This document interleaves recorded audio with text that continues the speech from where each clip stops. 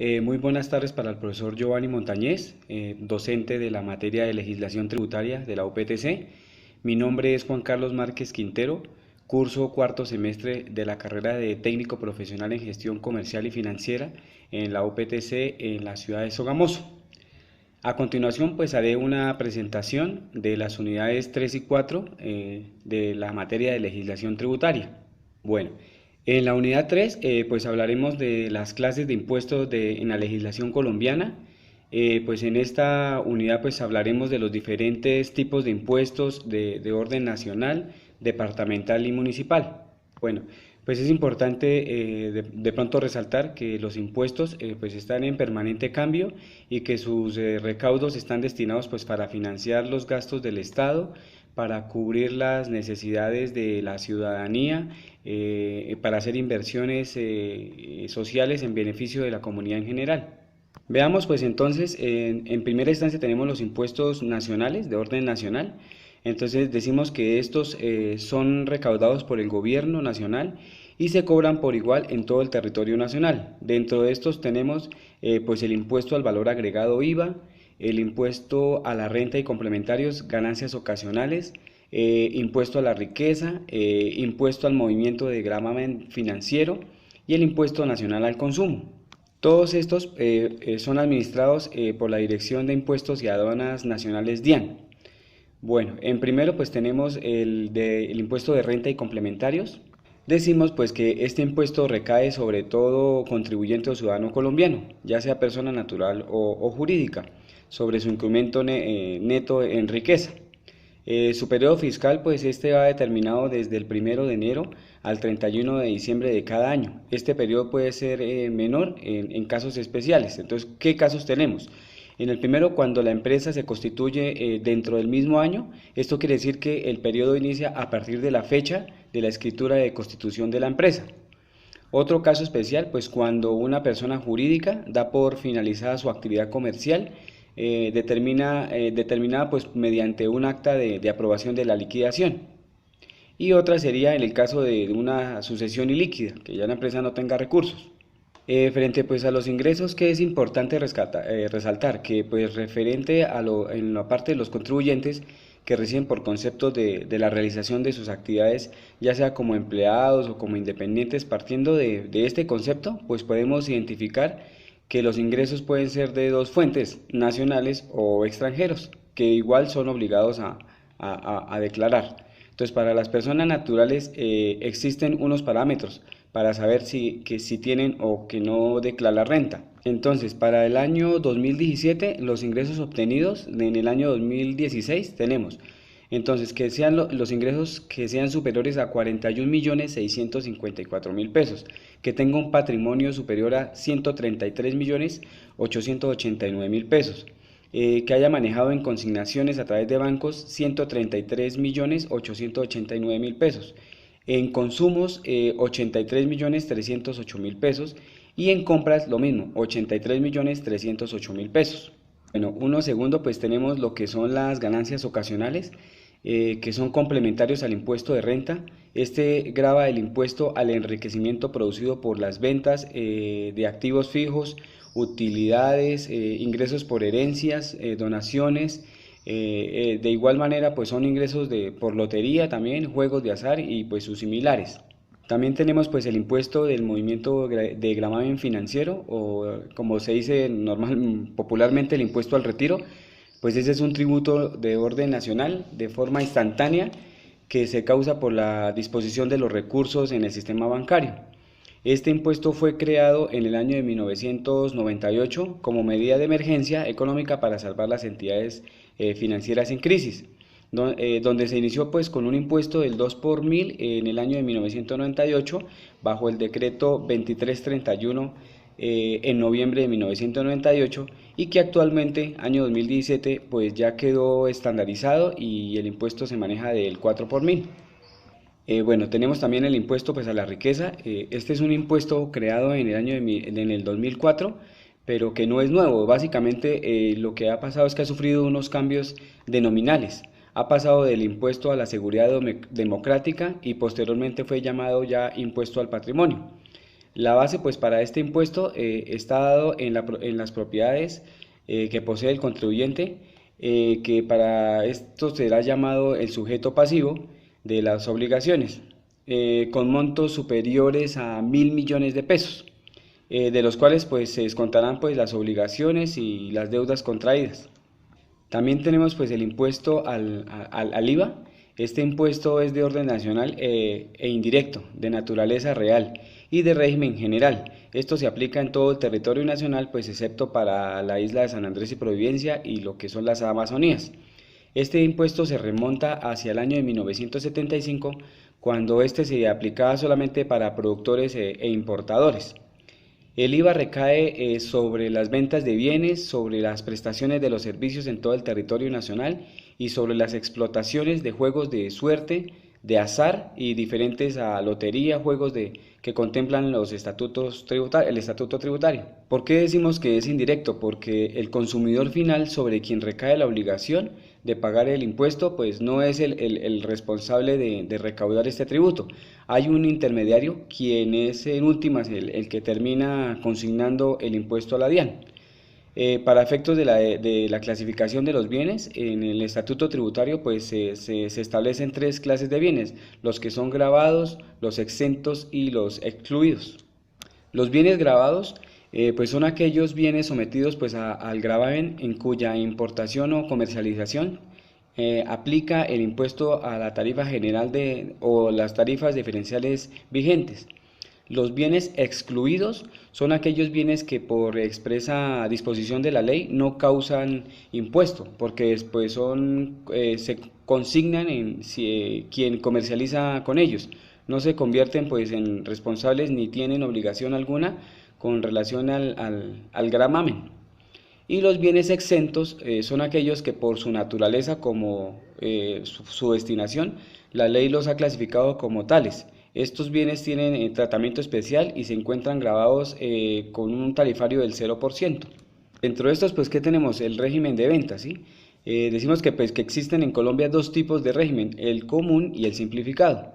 En el régimen común se dice que en este régimen común deben cumplir pues con las siguientes obligaciones: deben llevar contabilidad, inscribirse ante el RUT, facturar, informar el cese de actividades y declarar renta.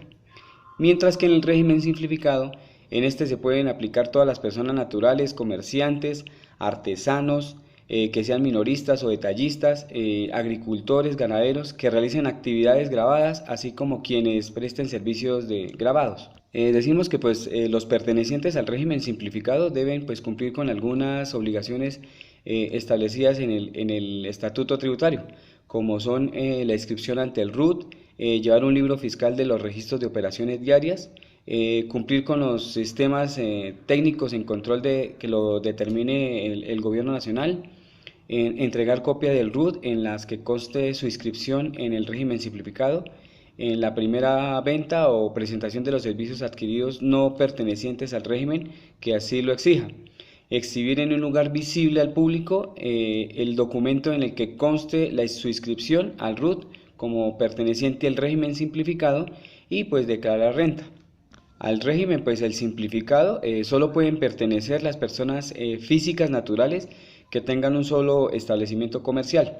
Bueno, ya hablando pues de los periodos de las declaraciones, en estas tenemos que hay bimestral para las personas naturales o jurídicas cuyos ingresos brutos al año grabado anterior sean de 92.000 BTU, que para el año 2017 pues están en 31.859 y que al año serían pues 6 declaraciones. Tenemos también el cuatrimestral, ese es en el cual se incluyen quienes hayan obtenido ingresos entre 15.000 y 92.000 BTU a corte de 31 de diciembre del año anterior, y se presentan pues 3 declaraciones al año. Y tenemos las anuales, que para las personas naturales o personas jurídicas son los ingresos iguales o inferiores a 15.000 BTU. Su tarifa pues de la declaración está dada pues en un 19% del IVA. Bueno, tenemos también pues el impuesto nacional al consumo. Este surge con la reforma tributaria del 2012 y fue reglamentado en enero del 2013. Este se estableció con el fin de facilitar el cumplimiento de las obligaciones tributarias y disminuir el alto nivel de evasión que se estaba generando, promoviendo pues la formalización de los negocios y la competencia entre establecimientos similares. Entonces, ¿quiénes serían pues los responsables de este impuesto? Los prestadores de servicio de telefonía móvil, los prestadores de servicio de expendios de comidas y bebidas, el importador como usuario final, los vendedores de los bienes sujetos de impuesto al consumo, en las ventas de vehículos usados, pues el intermediario profesional. ¿Cuáles serían pues estos periodos gravables? Estos serían bimestrales y anuales para lo que es el régimen simplificado. Bueno, pues ya pasaríamos pues a los impuestos departamentales. Dentro de los impuestos departamentales se incluyen el de registro, el de vehículo, el de licores y cigarrillos y entre otros. Estos impuestos deben estar previstos en las normas legales y para estos casos son ordenanzas que son expedidas por las asambleas departamentales. Bueno, tenemos pues el impuesto de registro. El impuesto de registro pues se establece la obligación de pagar dicho gravamen por la inscripción de los actos de contratos o de negocios jurídicos documentales, porque las normas legales deben registrarse en oficina de registros públicos y la Cámara de Comercio de cada ciudad. El del impuesto vehículo, el impuesto sobre vehículo automotor fue creado bajo la Ley 488 de 1998 y en su artículo 138 pues trata sobre la libre circulación y tránsito en el territorio nacional. Y los beneficiarios pues serán los municipios a los cuales se encuentran matriculados dichos vehículos. El impuesto pues al consumo y la cerveza, los sifones y los refajos, pues se implementó el impuesto al consumo a la cerveza, sifones y refajos y mezclas de bebidas fermentadas como con bebidas no alcohólicas, con la ley 223 de 1995, que es un impuesto nacional cedido a los departamentos en proporciones a su consumo en sus respectivas jurisdicciones. Decimos pues que el impuesto se causa en el momento en que el productor los entrega a de la fábrica a la planta para su distribución, o venta o permuta en el país, o para publicidades, promociones, donaciones, comisiones o destinos en el autoconsumo. En el caso de productos extranjeros, pues el impuesto se causa en el momento del mismo se introduce al país, salvo cuando se trate de productos de tránsito hacia otro país, ¿sí? Esto también pues aplica para el impuesto de licores, de vinos y aperitivos y sus similares. Tenemos pues los impuestos municipales. Los impuestos municipales son aquellos tributos establecidos por los consejos municipales y distritales a través de los acuerdos municipales. Los más importantes o que aportan la mayoría de volumen de ingresos pues, para el municipio, entre ellos tenemos lo que es el impuesto unificado predial y el impuesto de industria y comercio. Decimos pues que el impuesto predial pues es un impuesto predial de gravamen que recae sobre todos los bienes raíces y se genera por la existencia de un predio. En Colombia se estableció el impuesto predial mediante la Ley 48 de 1887, a través del cual pues, se ordena a los departamentos establecer y reglamentar rentas sobre los bienes inmuebles con una tarifa máxima del 4 por mil anual para los departamentos y del 2 por mil para los municipios. El periodo gravable pues, de este impuesto predial unificado es anual y está comprendido entre el 1 de enero y el 31 de diciembre del respectivo año. El impuesto de industria y comercio, este impuesto se genera por la realización de una actividad comercial, industrial o de servicio que realice la persona jurídica o natural. El impuesto a la industria y comercio junto con el de complementario de avisos y tableros contribuye uno de los impuestos más importantes en la tributación de las empresas y es cobrado por los municipios a los contribuyentes que desarrollen actividades gravadas. El impuesto de industria y comercio fue reglamentado a través de la Ley 14 de 1983 y en su artículo 32 expresa lo siguiente: el impuesto de industria y comercio recae en cuanto a materia imponible sobre todas las actividades comerciales, industriales y de servicio que ejerza o realice las respectivas jurisdicciones municipales, directa o indirectamente por personas naturales, jurídicas o por las sociedades de hecho, ya sea que se cumplan en forma permanente u ocasionales, en inmuebles determinados o con establecimiento de comercio o sin ellos. Bueno, con esto damos por finalizada la unidad 3, arrancamos con la unidad número 4. En esa pues tenemos las problemáticas de lo fisco en Colombia. Entonces tenemos que el tema a abordar en esta unidad pues trata de los efectos positivos y negativos de los impuestos. Dentro de los efectos positivos, ¿qué podemos señalar? La incidencia, la traslación, la absorción, la difusión, la percusión y la repercusión. Y en los efectos negativos, como son la evasión, la elusión y la remoción del impuesto. En primera instancia pues hablaremos de la elusión. La elusión se refiere pues a la conducta del contribuyente encaminada pues a evitar el pago del impuesto, para la cual pues utiliza maniobras o estrategias que son permitidas por la ley o por los casos vacíos que hay en esta. El objetivo de la elusión es evitar el pago del impuesto, pues sin embargo esta práctica no es considerada ilegal y no es sancionable, ¿sí? La elusión pues es a saber aprovechar los recursos legales para conseguir la mínima carga fiscal y para que su impacto se difiera en el tiempo. Decimos que también pues que es importante anotar que pues las grandes empresas suelen usar estas prácticas para lo cual pues contratan asesores expertos, haciendo lo que conocen como la planeación tributaria, y de esta forma pues lograr reducir sus impuestos sin violar las leyes, ¿sí? Un ejemplo sería un comerciante de régimen simplificado que divide pues su negocio en dos partes, pues para evitar que el volumen de ventas sea superior y pasar al régimen común. Bueno, dentro de las técnicas de alusión pues tenemos una primera que sería el impuesto sobre las transferencias de bienes. Las transferencias de bienes se refieren pues a las transferencias del dominio de dicho bien, ya sea a través de una venta o de un título gratuito o una donación.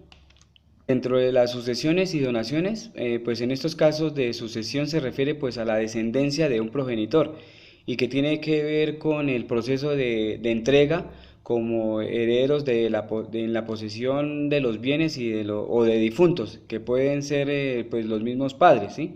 En cuanto a las donaciones, se considera un acto entre personas vivas, a través del cual pues una de ellas realiza pues transferencias de dominio, de uno de varios títulos de carácter pues gratuito a otras, quien entraría a ejercer el dominio sobre estos bienes donados.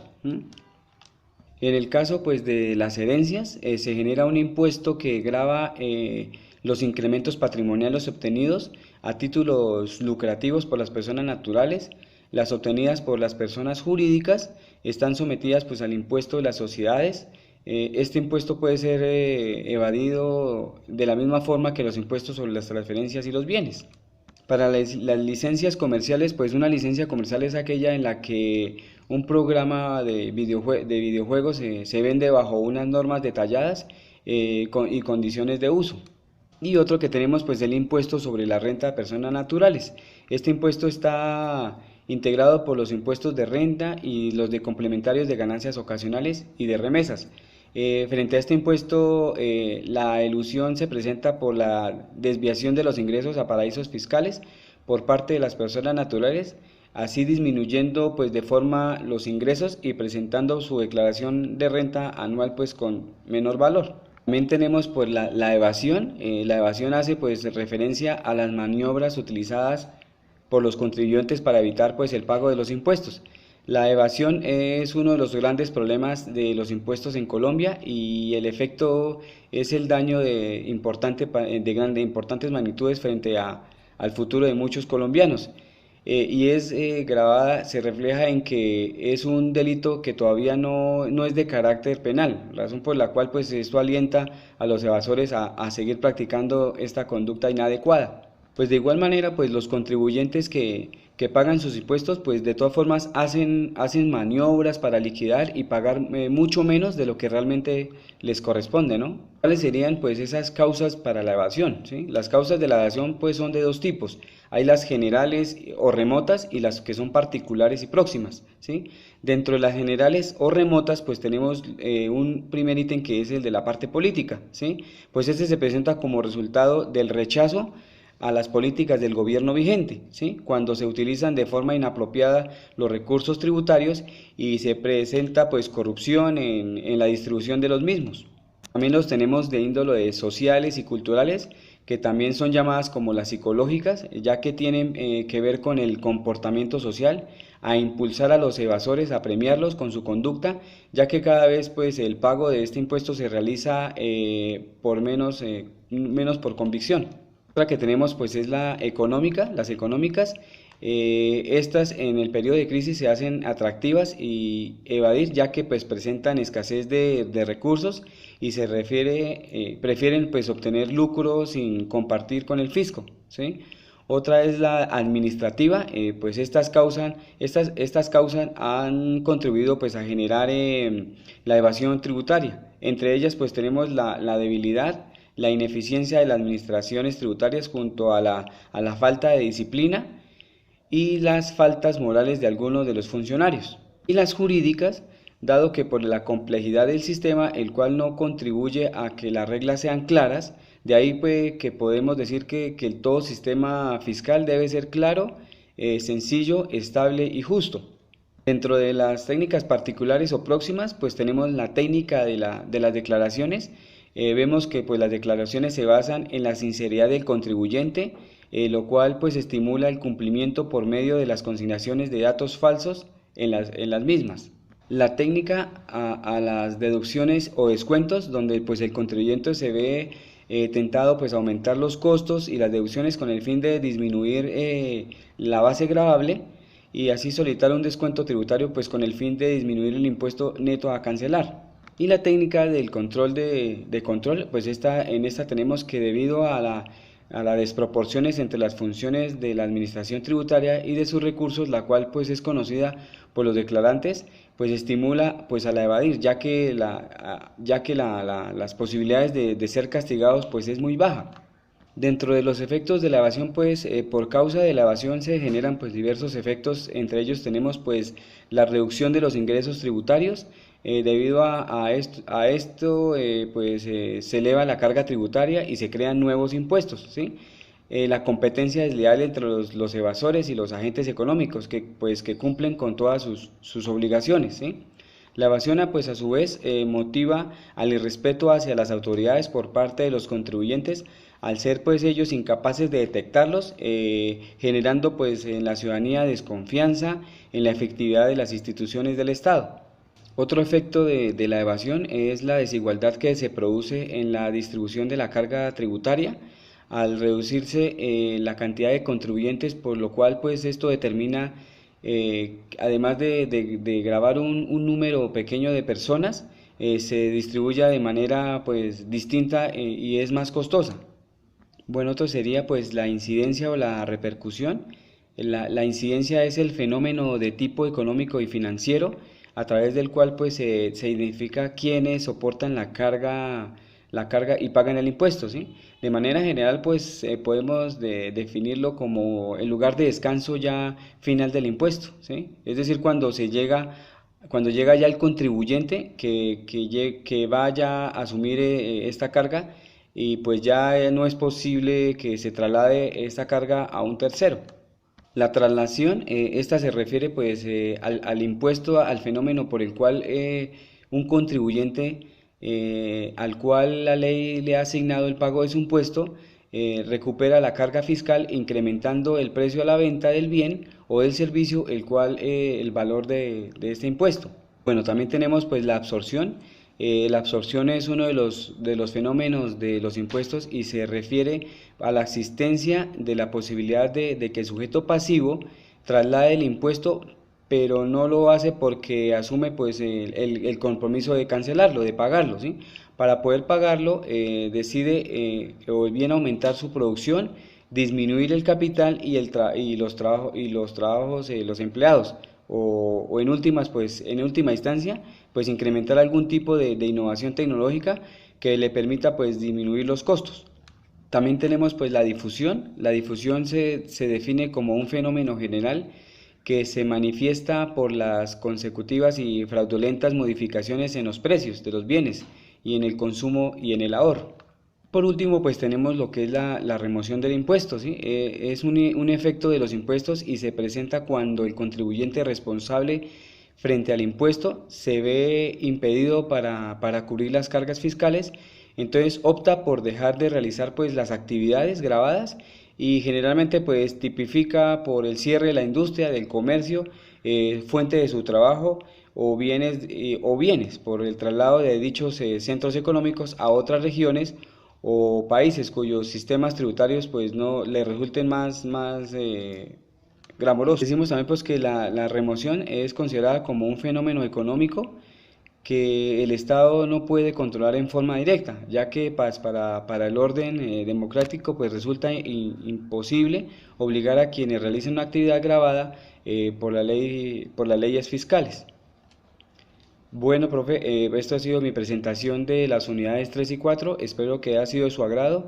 Espero que tenga una feliz tarde y que tengamos un cierre excelente de semestre.